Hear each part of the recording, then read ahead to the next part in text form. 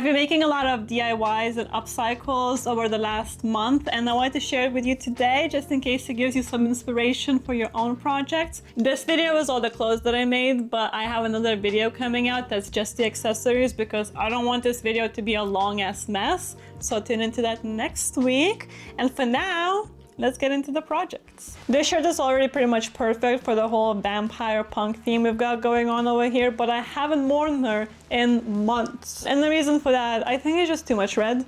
I put this shirt on, red, my hair is red, my makeup's red, I get rosacea, so I look like a tomato, and that's not really the vibe, so we need to tone it down a bit with a bit more white. So some hardware, I'll paint some ribs on it. I don't want to do too much because it's already such a cool shirt. So let's see if that works. The best reference for ribs is your own body, especially if it's a tight fit. I marked where my ribs end and each-ish rib position as a guide. The bottom ribs curve, so I drew a curved line going downwards and added 3 lines to it so there's some connection, not just some loose ribs floating around. I used basic fabric paint and a dry brush so it looks a bit more rough and messy. I painted a base layer pretty loosely and just built it up as I went along.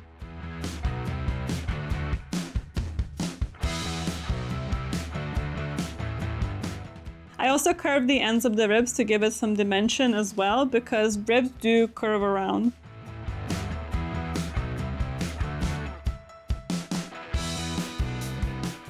Then I buttoned the shirt up and drew out the spine vertebrae.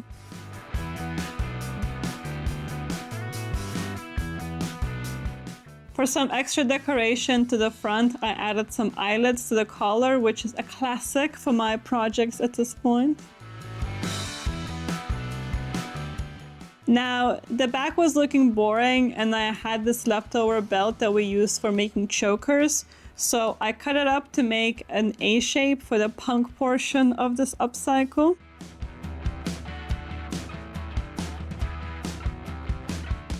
To keep the shape from moving around, I glued it together with some strong glue.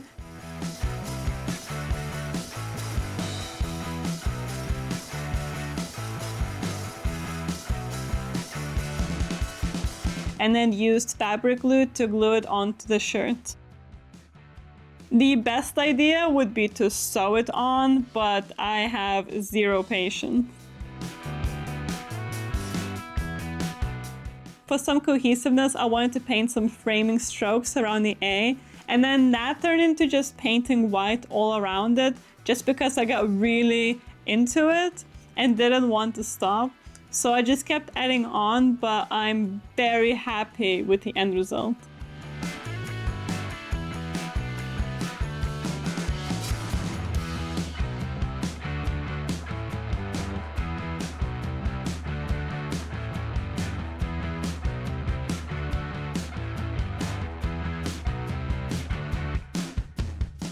Guys, this looks sick.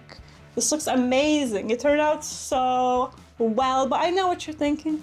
Cami, how on earth are you going to wash that since you decided to use glue instead of sewing on this A?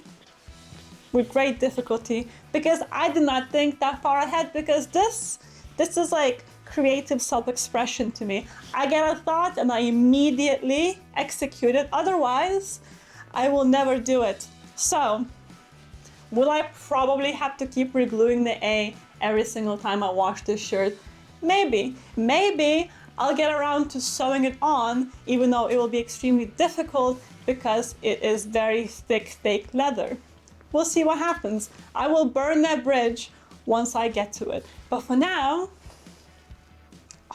work of art, baby. Look at her. This jacket is already upcycled. I did it a few months ago, but then I never wore the jacket because I don't like the shape of it. It's too boxy, it's not flattering. So I'm gonna do a quick little DIY upcycle thingy. I'm just gonna cut a little bit off because the great thing about faux leather is that it does not fray, it does not need any hemming, and I love that about her. This is literally a 5-minute project. I just cut the bottom of the jacket off with my scissors.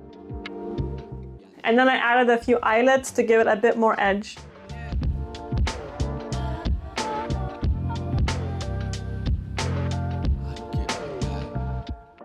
I also added a few extra red crosses to tie the whole piece together. Isn't it crazy how the smallest little thing can change a piece so much? I mean, look at her. She's absolutely perfect. I can't wait to freeze my kidneys off in spring because there is no way I'm hiding her away until summer. Who needs to buy new clothes when you can just upcycle your old ones? There is so much potential in your wardrobe and 5 minutes of your time made completely by you, for you, unique to you. I'm a genius. This is my favorite coat. I love her, she's beautiful. I got her in a vintage kilo sale a few years ago for like £3. So worth every penny. She usually has like a little faux fur going for her, but it's 15 degrees in December and very sunny, which is unusual for England, but that is a terrifying topic for another day. For now, she's basic, she's boring, and I don't do boring in this house. We do over the top and probably a little bit ugly. So let's make that happen. It is nighttime now because I decided, the brain, that I should paint a slogan at the back of this jacket. I know, revolutionary, but I have commitment issues because listen, I make patches all the time. I put patches on everything. Patches are easy to remove. Paint, not so much. So this slogan has to be perfect. And you know how difficult it is to pick a perfect slogan that's not gonna make me cringe next month, next week? So I had a few ideas on that I landed on. It's between Lover Girl, but like crossed out because, oh my god, I'm not a lover girl anymore, even though I totally am. And then I really liked No Risk, No Story, and I was like, ooh, that sounds cool. That sounds inspirational. And then I Googled it. I was like, never fucking mind. In the end, I went with All Flesh Rots. Very morbid, very gothic, mixed with punk, my favorite combination. And it's a great reminder of our mortality. I guess I'm really into paint this month, and yet the first stroke is always the hardest. I painted the base layer white and just winged the placement, which is so wild to me because just a few months ago it would have taken me ages and a few breakdowns to even start this out of fear of ruining good clothing. But anyway, she's looking great, but I thought she could look better, so I painted the flesh bit red.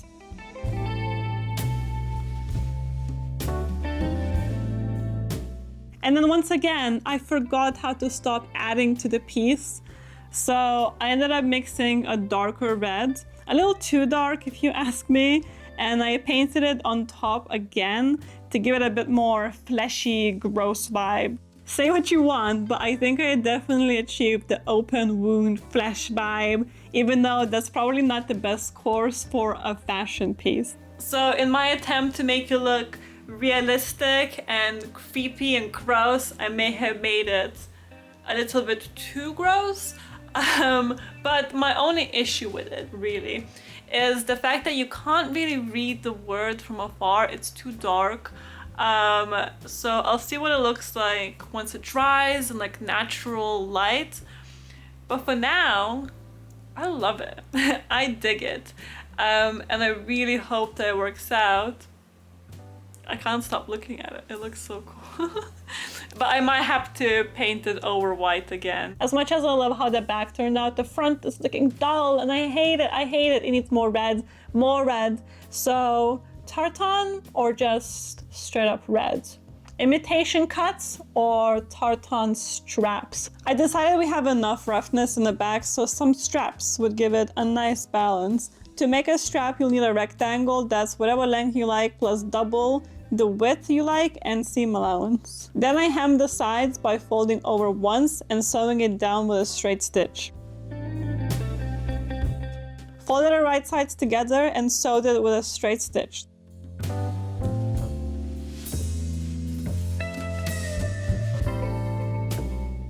And then I turn it inside out.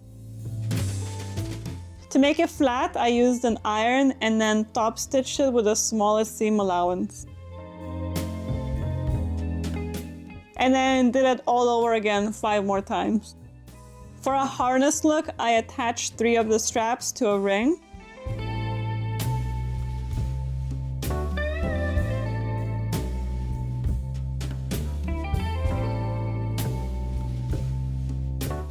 Attaching the harness to the coat was the most annoying bit because it is so thick. I had to hand sew it on in a few places, but the result was worth it.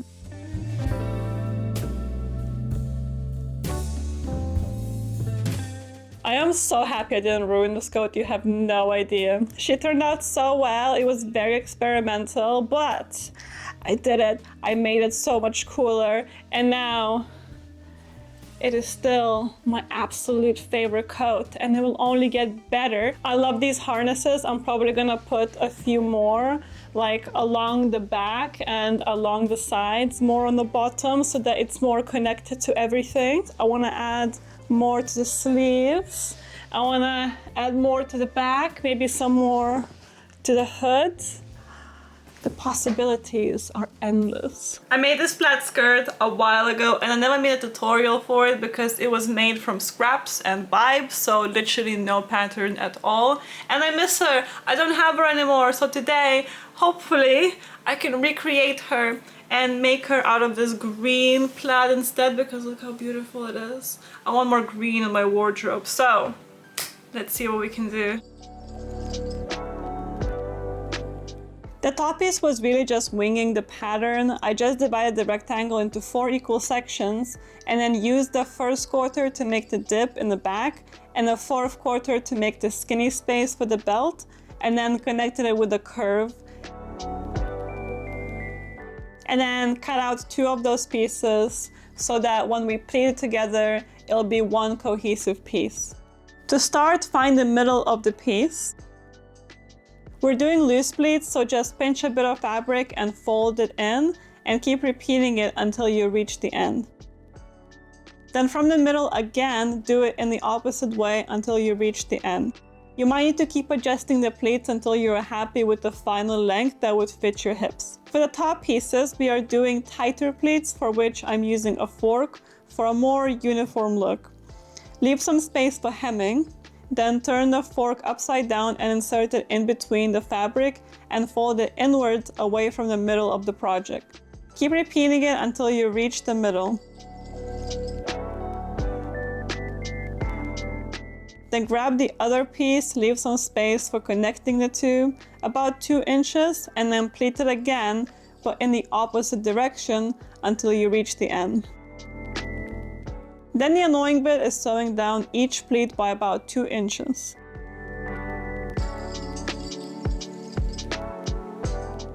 And finish it off with a zigzag stitch on top to prevent fraying.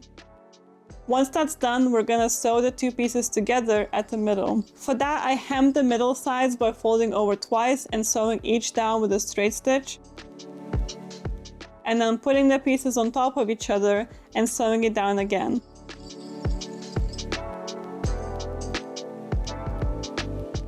To connect the top and bottom pieces, I put the pieces on top of each other and sew them down with a straight stitch only at the top.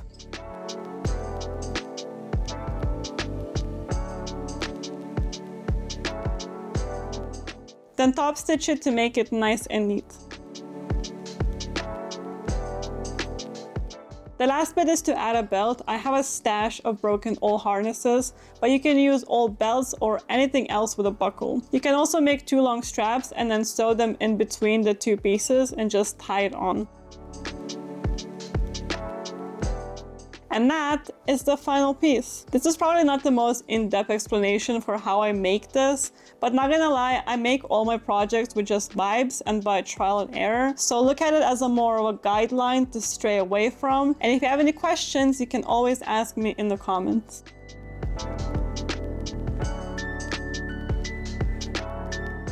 Okay, so she might not be perfect. I might have made her a little bit too big on me. I might have made a few mistakes along the way, but it's all about learning from your mistakes. So I'm probably gonna make a few more in different colors, different varieties, different lengths. I'm so excited. Let me know which one was your favorite. Mine was obviously the green skirt. I love a good mini skirt. But anyway, Leave some love in the comments and a like if you enjoyed the video. Subscribe to see more. And the next video will be the accessories that I made over the month of December. So tune in if you're interested. Thank you for watching, and I'll see you in the next one. Bye bye.